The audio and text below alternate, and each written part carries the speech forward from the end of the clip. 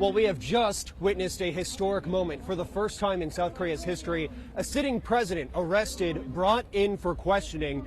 We witnessed moments ago a motorcade carrying South Korea's suspended President Yoon Suk-yeol leaving his fortified compound here in Seoul en route to be questioned by law enforcement investigators about his declaration of martial law on December 3rd into the early morning hours of December 4th. To show you the scene as we have it, there are hundreds of supporters of South Korea's suspended President Yoon Suk-yeol who have been assembled in front of his residence for the better part of 2 weeks. They have been here since investigators announced their first intention to arrest suspended President Yoon, bring him in for questioning, and people have been here camping, staying overnight, letting suspended President Yoon know that even though he declared martial law, that they are standing behind him and his conservative policies. We noticed moments ago this cluster of people with Korean flags near the yellow police officers yelling at them in dismay that this was allowed to happen. El presidente de Estados Unidos ha decidido tomar acciones en relación a Cuba, según un alto funcionario de la Casa Blanca, quien indicó que las medidas buscan ayudar al pueblo de ese país y facilitar la coordinación con aliados, incluida la Iglesia Católica, para lograr la liberación de defensores de derechos humanos, entre los cuales se encuentran los detenidos en las protestas de julio de 2021. Primero, el presidente Biden notificará hoy al Congreso que busca eliminar a Cuba de la lista de estados patrocinadores del terrorismo del Departamento de Estado.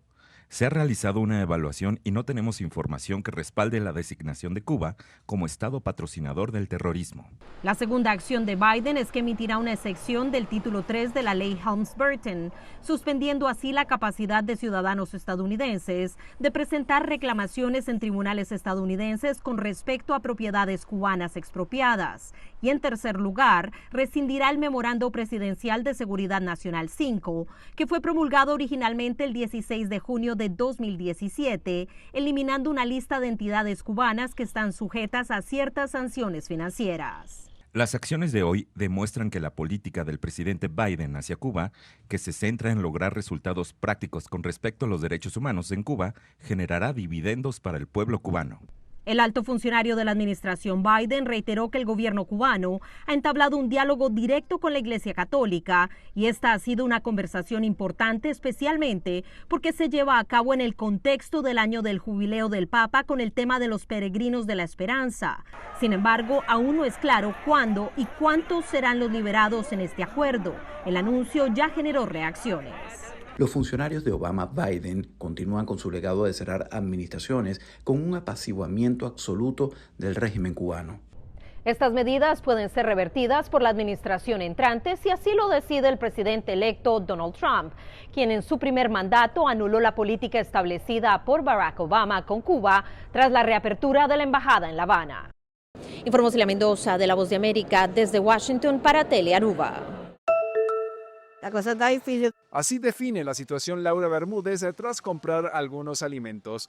El dinero que tenía, dijo, no le alcanzó para llevarse todo lo que tenía pensado. Es trabajadora pensionada y está a cargo de su padre, un anciano de 95 años y 2 nietos. ¿Cómo hace usted para poder mantenerse usted? Mire, salgo todos los días, hago lo que sea, barro, limpio, recojo, lo que sea. Hay veces que me pongo a vender chucherías y no me alcanza. Mire, quisiera vestirme mejor y no puedo. Creo que nosotros vamos a tener un buen crecimiento económico. Con optimismo, en cambio, ve el panorama Vladimir Suárez, un profesor al que también consultamos cuando hacía compras. Está bastante llevadero. O sea, hay sitios donde uno puede ir a comprar los alimentos y conseguir unos precios, pero muy, muy buenos. Solo hay que saber dónde ir. Si bien difieren en su diagnóstico, ambos coinciden al considerar que atender la economía debería ser la prioridad del gobierno del presidente Nicolás Maduro en el inicio de su tercer mandato consecutivo. ¿Qué debería hacer? No regalarnos los reales, pero sí ponernos un sueldo justo. Sí poner las cosas y echarle un parado a la subida del alto costo de la vida. Por lo menos ese dólar sube a cada ratito. ¿Ves? Eso no debería ser. Aumentar los sueldos y que se establezca en cierta forma algo que se hacía antes, que es establecer como una especie de control de precios, porque entonces apenas le suben el sueldo a uno, entonces en todos los comerciantes, en todos los comercios, bueno, pues catapultan todos los precios. Maduro asegura que la senda de la recuperación económica del país se ha consolidado y promete que con sus políticas continuará en los próximos años. El 2024,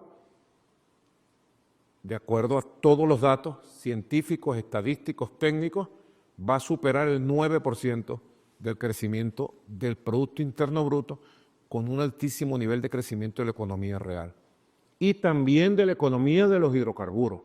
Una aseveración sin soporte oficial de cifras cuya estimación supera la proyección del Programa de las Naciones Unidas para el Desarrollo, que en octubre pronosticó un aumento superior al 6,1% para 2024.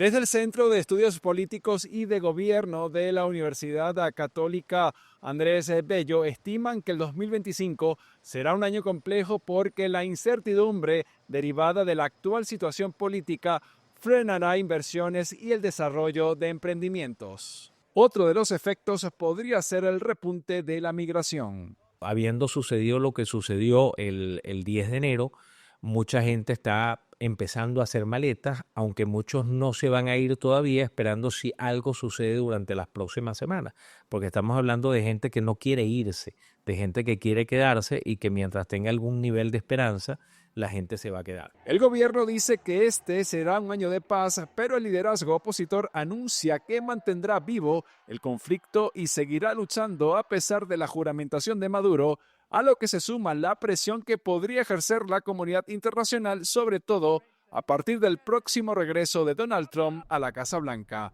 Para CNN, Manuel Covela, Caracas.